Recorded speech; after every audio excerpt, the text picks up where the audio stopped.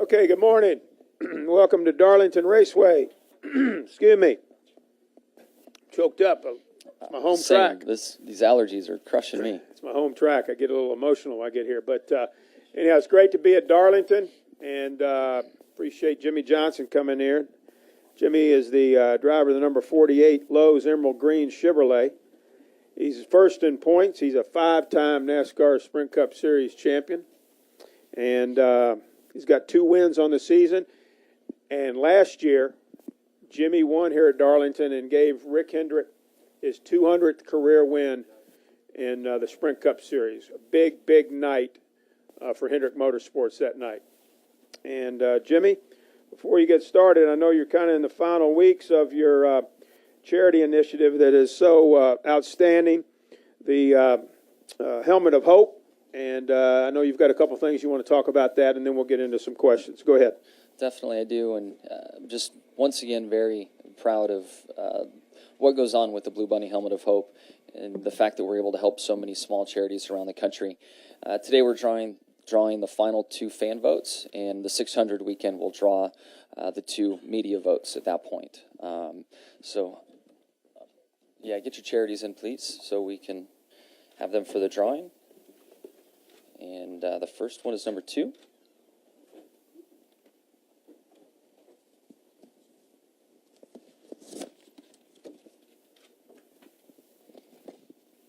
It's the Miss Foundation, nominated by Brian Bobber.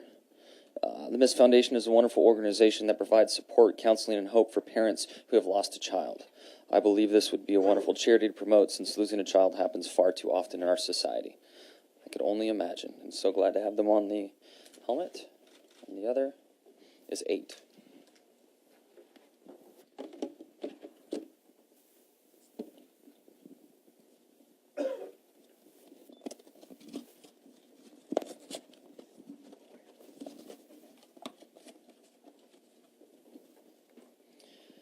Peach's Neat Feet, fun name. I'm not going to try to pronounce his first name, but Mrs. Smith nominated this thing from Oklahoma, and it provides custom hand-painted shoes for children living with disabilities and fighting serious illness. So thank you for those nominations. Thank you very much, Jimmie. Certainly the charity that you and your wife and family have is outstanding. We appreciate it very, very much. Thank you. Let's talk a little about Darlington. Certainly last year, a big win for you here. And this is a racetrack that is near and dear to not only the fans in this area, but the sport in general. Let's talk about Darlington and your thoughts about last year's win, and now you're coming back here this year. You got the points lead, and what it's going to take to get that win here tomorrow night. I think it goes without saying that every team and driver is excited to be in Darlington. We know and understand the impact and the meaning of this racetrack and what it's done for our sport. The early years, everything in between. So I'm very happy to be here, and I love driving this racetrack. After winning last year's race and winning our 200th for Hendrick Motorsports, it took it to a whole new level. So happy to be back, and not sure what to expect with the grip level on the track. You know, it's aging, and hopefully we get back to that real porous racetrack that wears out tires and puts on a great show. The track's so narrow, it's tough for us to race at times, especially on new tires. I mean, you can't run side by side around here, but once we get some laps in and get the tire wear going, there's some good passing that takes place. I would assume that strategy is going to be a big part of why the winner ends up in victory lane. It's tough to pass, and I think we'll get a good idea of tire wear, but strategy in 2 or 4 and really probably having enough fuel to go the distance. The first one to have enough fuel to go the distance will be a key point in the race too. So all that said, it's a track that has, in my opinion, the highest sensation of speed out of anywhere we go. This track is more narrow than any track, and we're at 200 something miles an hour down the backstretch going into 3, so it gets your attention. Very good. We'll take questions now for Jimmie Johnson. If you have one, raise your hand. We'll get to as many as we can. We'll take the gentleman here in the blue shirt right here. Go ahead, raise your hand, get you the wireless mic. State your name, affiliation, please. Jimmie, Derek Phillips with Watchbox in Columbia. I think last week they said that going into Talladega, you had the largest points lead with the new point system. Talk about just how you've had just such a dominant start to the season and being the 500 champ from last year, what you have expectations going into this weekend. It really has been a good start for the team. I mean, clearly the points show that, but I look through at 2 wins, how prepared our team was for all types of racing. I'd say our worst race was, based on performance, was in Fontana. We still managed to get a 12th due to a lot of cautions at the end. We kept pitting and putting tires on and was able to move our way back up through the field. But only one major issue at Bristol when I blew the right front and had a poor finish there. So a great start. I think the great start reflects the hard work that was done during the offseason by everybody at Hendrick Motorsports. But right now it's a moving target, and to stay on top of the points lead is going to be tough. We're still learning the Gen 6 car, and each week there's something new that we discover about the car and try to use to make our vehicles faster. So we're chasing a moving target right now, but off to a great start, and happy about that, and happy to come back to a track that we've won at. That always helps the team walk in the gates and start that first practice session with a lot of confidence. Back in the back there, ESPN. Raise your hand. Hey, Jimmy. Alex Goody, ESPN. Quick question for you, just in regards to your teammate, Jeff Gordon, making his 700th start today. You're sort of in a unique position because, for a lot of that time in the early days, you were watching from outside the garage all that he accomplished, and then obviously he was instrumental in bringing you to Hendrick Motorsports and being a teammate for these years. Can you just talk about where you see Jeff's legacy right now as he hits this milestone? Yeah, it's amazing that the number's that big. He got such an early start. He's not all that older than I am, but clearly a lot more starts. And I remember watching him all the way back to the Thursday Night Thunder days, and when he was running a midget, and being a fan and buying his diecast car from Toys R Us because I was a Gordon fan and it went on my dresser at home. So when I got the call to drive for him, it was a very surreal moment. And then to have the friendship and the years go by and working together and being a teammate, I'm happy for him and very thankful for the opportunity for starters, but very happy that he's had such an amazing career. And it was tough to be a Gordon fan for a period of time there. People were all against him, and I was proudly cheering him on and still today. So very, very happy for him and his 700 start. Go up front here, Jim Utter. Jim Utter, Charlotte Observer. I understand that you are doing another triathlon next Saturday, the morning of the All-Star race in Kings Mountain. First of all, what is it that attracts you lately to running those? And does it give you any pause doing all that in one day, racing the All-Star race and the triathlon? Well, some things just changed. I will not be competing in that event. Unfortunately, Evie has a dance recital on Saturday, and it's at 9 o'clock, and the triathlon starts at 8. So that's going to be a little tough to pull off. I even tried to see if we could move the show to later in the day, and it's not going to work. So I have 4 months of training invested, but it's all good. But I really, really do enjoy pushing myself from a fitness standpoint. It's something that I've had my eye on for years, and I look back at photos, I can't believe how out of shape I was before when I thought I was in shape. But the experience is great, and I feel like the structure and focus required to get ready for a triathlon helps me with my day job, and I really, really enjoy it, enjoy pushing myself. So as I continue to focus on my racing career and how to become better and stronger in my job, this is one of those steps in it, in being fit and preparing for the future. There's those physical aspects that everybody can easily understand, and then from a mental standpoint, it does have some great effects for me as well. So bummed I'm not going to be able to make that race because I'm ready and prepared for it, but at the same time I'll be running a camcorder of sorts, filming Evie dancing around, so it'll be good. Yep.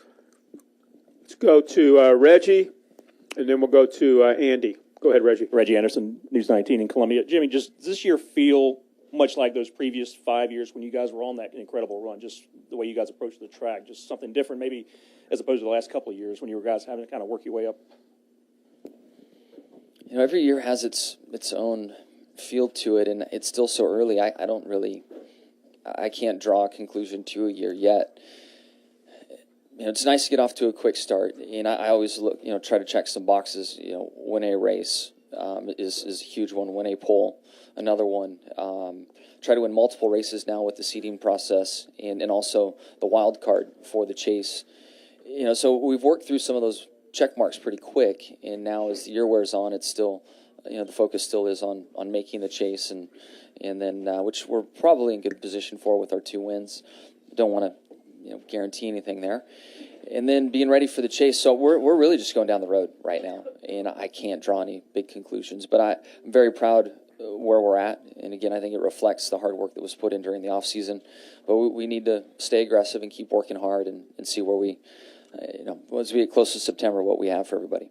Okay, we're going to take 4 more questions. We're going to go Andy, Jeff, Ed over here, and then we're going to end with David Newton. Go ahead. Jimmy, Andy Shane from the State Newspaper. Last week, Ryan Newman was not fined for the comments he made. Denny was fined for the comments he made earlier in the season. Do drivers know where this line is to whether they're going to draw a fine or not? And do you think drivers ought to have some free rein to say what's on their mind without fear of getting a fine? Yeah, I think drivers are going to say what they want regardless of the fine. It's a chance to sound off, and I think some guys may have the composure to navigate what they say when the camera comes out, when they're good and mad, and in those moments, and I applaud them for that. But I would say the majority of us don't have that filter, and there's certainly some that come to mind quickly that don't have that filter. So we do have a format to speak our mind. I think the question at the end of the day really is, and the responsibility falls on the driver's shoulders. Is this going to help our sport? Me taking this microphone right now and saying what's on my mind, is it going to help our sport? Some can call it a cop-out and call it whatever they want, but at the end of the day, we need to protect our sport and grow our sport. And if there's something that's on the fence that you're going to say, at least in my eyes, I would rather not say it into the microphone and walk into the transporter and speak my mind. And that works for some, doesn't work for others, and works on some topics and not other topics. So, it's not an easy thing to navigate through, but as a representative of our sport, especially when you become a champion of our sport, you've got to think about things. You got to understand when the microphone's on, am I helping grow our sport? That's the question I ask myself.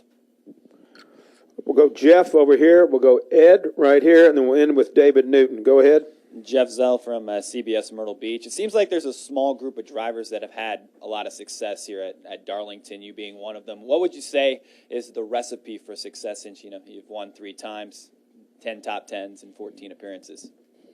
The track that I remember, I guess, and I think that track went back through the years. I think this track has always been an abrasive racetrack, always a track where you needed to be smart and race the track and not the other competitors. It's changed some now with the new surface that's been put down. So I think the stats show a driver that was smart, a driver that ran his own race, didn't get caught up in the other issues in racing someone and racing hard, because you literally run the tires off the car.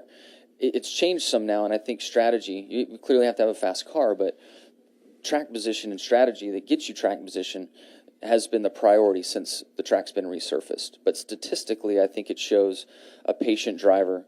You just remember back to Jeff Burton, Ward Burton.